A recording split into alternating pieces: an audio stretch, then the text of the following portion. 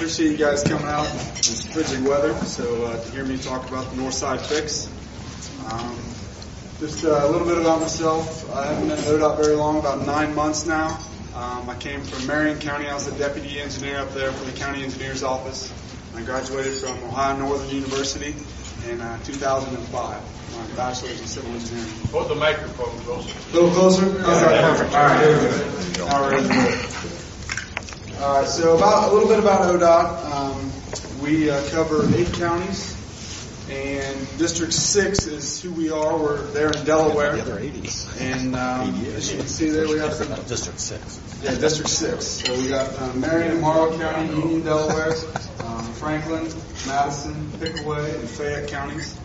And of those 405 employees, actually in 1992, we had almost 600 employees, so we're starting to streamline the operations over the years. So I'm going to talk to you today about what is known as the North Side Fix.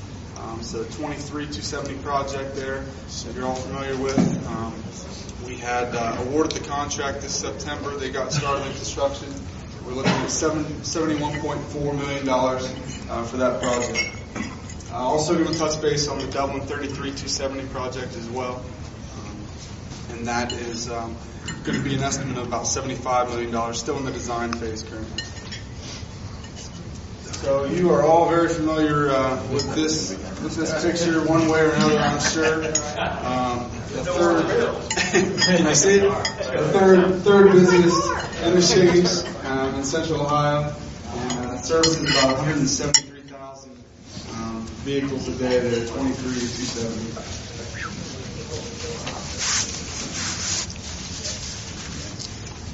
This is what we are planning. We're going to be removing the loop ramps at the northwest and the southeast corners. We're going to be creating what's called a partial clover leaf. Also, the US 23 trench, as it's called, is going to be basically an express lane from 270 to the north, taking traffic under Campus View Boulevard as well as Flint. It's called a trench because it's not a tunnel. A tunnel has a roof, where this will have an open top to it. Future projects, Project C and D, the next phases, are going to connect the project with 315 and do some 315 interchange work as well.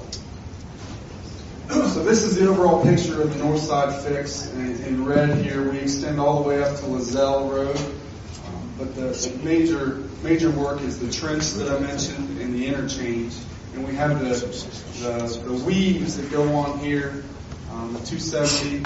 And so we're going to improve those by, like I mentioned, getting rid of that loop ramp that's here now and this loop ramp that's here now, and bringing traffic up to a signalized intersection here as well as here. Sure. I appreciate it. Hang on to these just in case. So the next phase is, as you can see, construction's rolling out there. We are working on the retaining walls on the exit ramps, and those retaining walls are expected to be completed by March. You can see there they have the tinted red brick surface treatment on those, so those will be the aesthetic enhancement there. As well, with eliminating those loop ramps, we're also going to be putting the pavement in that will allow for the signalized intersections at 23.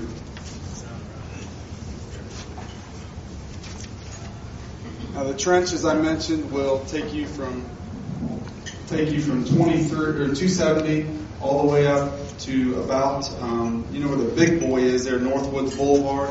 You'll be surfacing just at the far end of this picture here is where you will actually come out and regain grade with the existing ground now. But the trench will be about 40 feet wide. It'll have 2 lanes, and like I mentioned, it will go underneath Campus View as well as Flint. So that'll be eliminating about 40,000 vehicles a day from that intersection. So that'll help out a lot of those businesses there that currently have a lot of headaches during rush hours getting the traffic out of Campus View. Yes, sir. How long is that going to take? How long is the construction, or just the trench, or just project in general? From the trench, from beginning Our completion date is June of 2016. So we look for that to take a little bit of time yet. So we haven't quite seen the beginnings, but we're working out there. We're daily. Yes, sir. What's the distance of the trench? The distance is about a half a mile. I think it's right around 3,100 feet from right there when you get off at 270 to where it surfaces out south of Northwoods. So you have 2 lanes under there, and then there will be a collector distributor road up top to take you to Campus View. 2 lanes, both lanes northbound? Yeah, the express lane is basically getting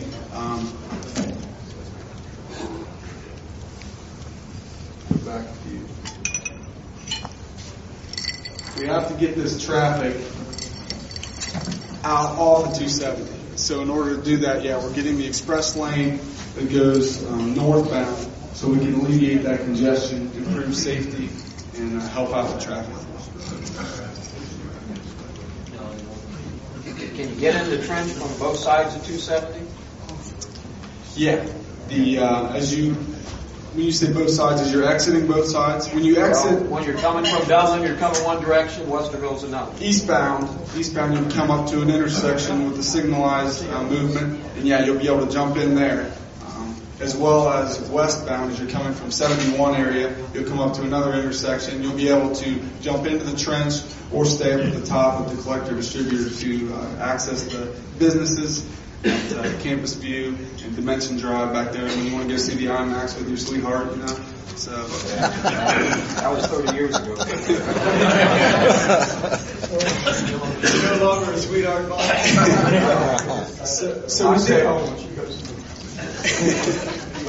So we did some improvement projects ahead of time to help out with the congestion at the interchange. Worthington Galena Road, as we go underneath the 270 there, we widened out the pavement from 1 lane to 2 lanes in both directions, as well as Polaris Parkway. Now when you're passing there in front of Target, you can use both of those eastbound lanes to get onto 71 instead of where you were fighting everybody camel jockeying for position there to try to get into the one far right lane. So I think that'll help out quite a bit, as well as the turn lanes on 750 at 23. Those were completed here recently. We got 2 left eastbound turn lanes from 23 southbound, as well as a right turn lane off of 750. And the 315, 750, the big hill there at Powell. We completed those turn lanes ahead of schedule. The contractor will actually come back, and we're going to have turn lanes on 750 as you come down the hill as well. You've been going down 23 and seen this sign lately, and this will help you as we progress in construction to see really what's your better avenue for getting to 270, whether it be taking 23, continuing there, or jumping over on 315. And we utilize GPS data to figure out those times. So, has anybody tested those yet? Are those working okay for you? Yeah? Okay. We try to test those regularly and keep those accurate. So the next phases on 270 and 23 that I mentioned is actually going to be over on the 315 interchange. Project C is going to be the northbound 315 to eastbound 270. And as everybody's weaving back and forth there trying to get off, you're going to actually be braided. And so as soon as you get off of 315, you're going to be able to make your decision early, and that traffic on 270 is going to be coming over top of you on a bridge, so you're not going to be fighting them anymore for position. As they want to go to 23, you're not going to have to go back and forth there. So that'll help out a lot. As well as Project D, which is the 23 South. Yes, sir. The last time I heard this presentation, they said those phases were not funded. They are funded. They're just funded out. Currently, the track funding is 2020 and 2024. Now, that's a long way out, but we have definite reason to believe that those projects are going to get moved up because they're very important projects to this area, as well as to the project that we have going on right now. But currently, the funding is scheduled for a little bit further out. But We almost had funding ready to go this construction season, and on the track list, there was a project in Cincinnati that was higher, so they actually got that money. So we're hoping for next construction season we'll be jumping into those. And I'll show you project C&D here. This is what the current configuration is, as well as the proposed. Excuse me, could you go back one slide and Yep. show us where the north and south and east and west, so It was is south to the left? This is north up here towards Powell. Okay. This is east towards 23, west towards Dublin, and then south on 315. Yeah, this is 315 here and 270 here. This is the trailhead for the old Tangy bike trail over here. So this is existing, and this is proposed.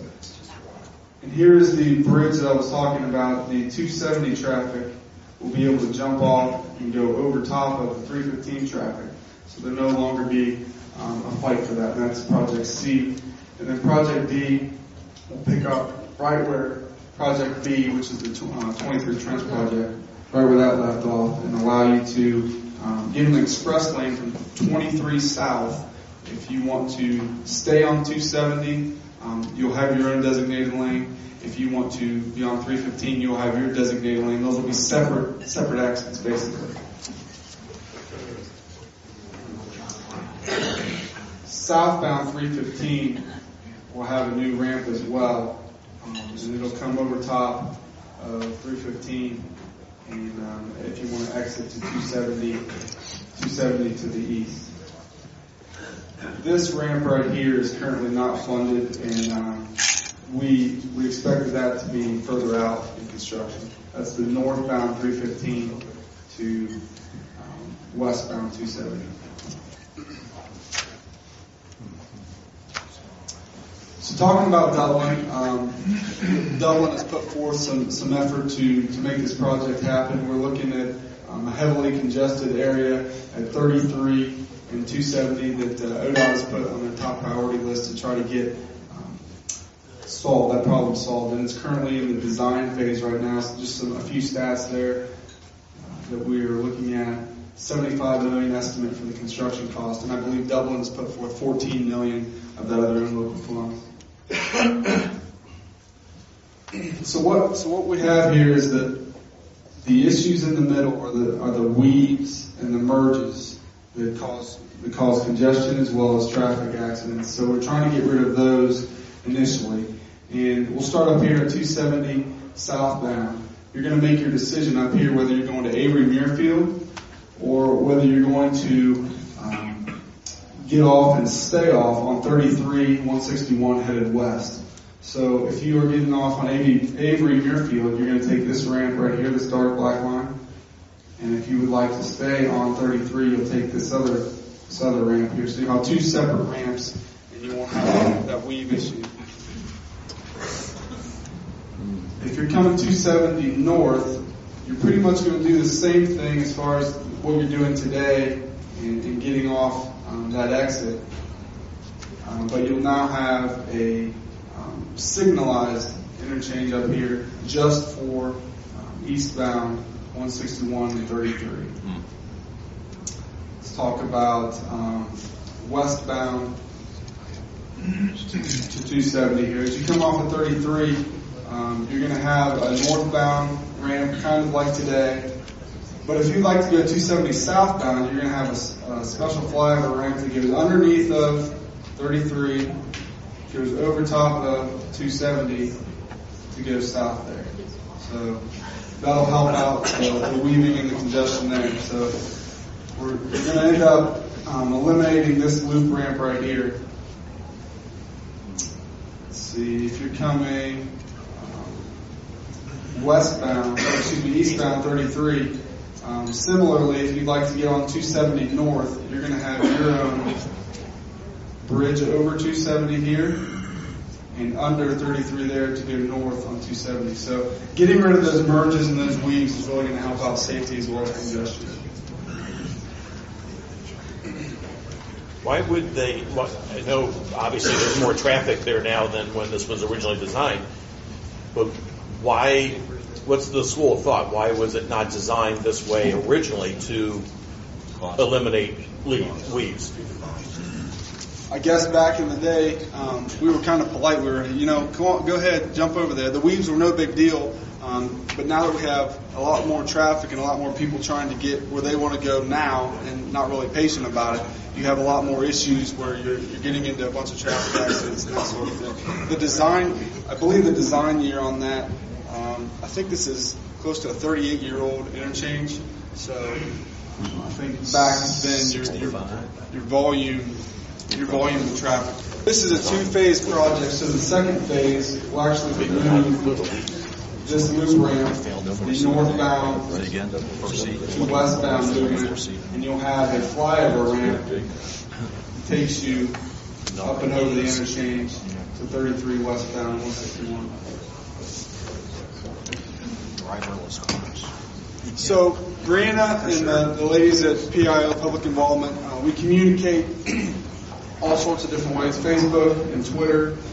You can email us, you can call us, we have websites.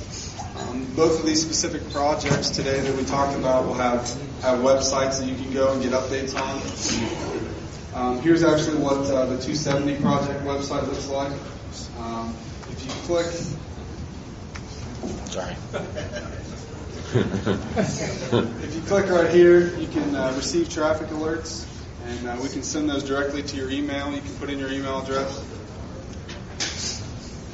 As well as traffic cameras. We have traffic cameras in the area now where you can take a look at what the interchange looks like before you go out, so you know, okay, is there a bunch of congestion currently? So I want to avoid that area. We also have some helpful links here that can help guide you through the detour process. When we get constructing the trench, we'll have a little bit more detours going on right there. The Canvas View intersection, you'll have to detour through Dimension Drive. Yes, sir. When's the road going in Josephina?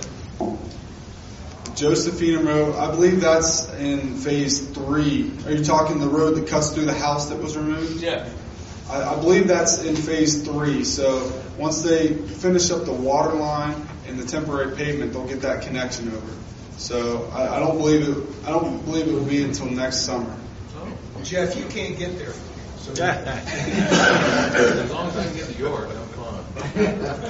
Yeah, we'll have open access to the golf club all the time. I got open. Yes, sir. Since it's in the winter right now, I'm wondering why they're not putting a roof over the tunnel, so to speak, because where are you going to put the snow? That's a good question. They looked at that when they studied. You'll have drains through there. Obviously, when it's frozen and solid, we'll have to plow all the way through it. There'll be a barrier wall to accommodate the protection of that wall and allow it to continue to push through, just like we do any of our other bridges. It'll just be a further push. It'll be an extended effort, yes, but the benefits of the traffic movement, getting them out of that intersection of Campus View, will be well worth it. Well, no question about that. Yes, sir. Who are the engineering firms and construction firms that are going to be involved? All right, good question. HNTB Corporation was the designer of record for the 270-23 project, and I believe CH2M Hill is the Dublin 33-270 engineer. The Rulin Igel corporations went together as a joint venture, and they're teaming up to do the 23 trench project. Like I said, it's about a 71.4 million was their bid. The estimate was 73.9 million, so they came in a little under the estimate.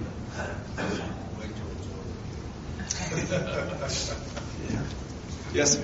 Is there an incentive piece of the contract to get it done early? Yeah, there's always incentive, disincentive pieces to it, especially through the MOT phases when we're closing down certain roads. Obviously, that's a hindrance to the traveling public. So the quicker we can get those open, the better. Yeah, there's a whole incentive chart. When it's finished, will there be a walkway or a bicycle ramp all the way up? How far north will that go? Will it go all the way from 270 all the way to Orange, or how far north will that go? Good question. I have a roll plot here. We can look at it together when we're done. But yeah, there will be pedestrian sidewalks over the bridge on 270, there'll be a 10-foot pedestrian walkway. But as you go north, the city of Columbus, and I believe with Morpsey, extended that all the way up to Lozelle. Yes, sir. Is winter work a part of that incentive? I'm not sure about that. I'll check and I'll get back to you on that. I'm not familiar with all the details and how they got funded. It seems like